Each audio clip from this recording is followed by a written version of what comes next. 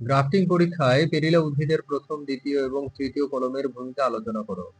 Discuss the role of the first, second, and third grafts in perilla plants in grafting experiments.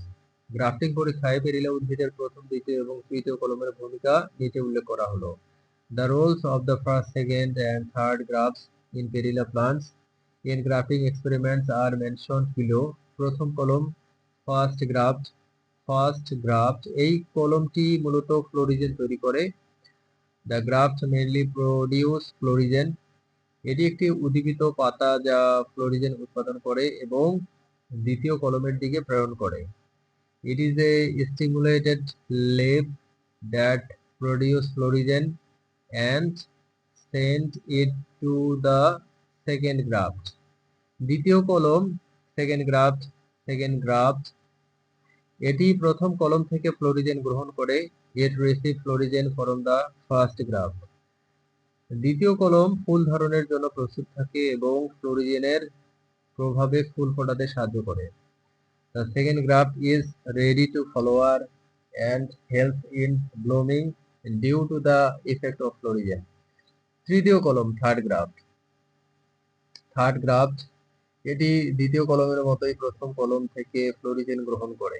It receives florigen from the first graft just like the second graft. তৃতীয় কলম ফুল ধারণ করে ফ্লোরিজেনের কার্যকারিতা প্রমাণ করে। The third graft flowers and proves the effectiveness of florigen. প্রত্যক্ষ এবং পরোক্ষ আবেশন কি? What are the direct and indirect induction? প্রত্যক্ষ আবেশন, ডিরেক্ট ইন্ডাকশন। প্রত্যক্ষ আবেশন হলো যখন একটি উদ্দীপক সরাসরি একটি কোষে বা টিস্যুতে প্রভাব ফেলে এবং সেই কোষ বা টিস্যুর বিকাশে পরিবর্তন ঘটায়। Direct induction is when a stimulus directly affects a cell or tissue and discuss changes in the development of that cell or tissue. এখানে উদ্দীপক এবং প্রভাবিত কোষের মধ্যে সরাসরি যোগাযোগ থাকে। There is direct contact between the stimulus and the affected cell. পরোক্ষ আবেশ ইনডাইরেক্ট ইন্ডাকশন।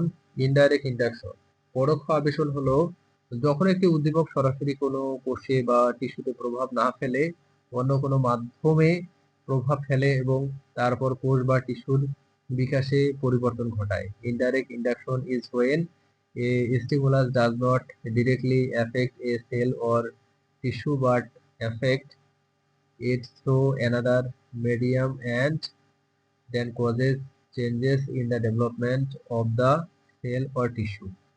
এখানে উদ্দীপক এবং প্রভাবিত কোষের মধ্যে সরাসরি যোগাযোগ থাকে না, বরং অন্য কোনো মধ্যবর্তী মাধ্যম যেমন হরমোন কাজ করে।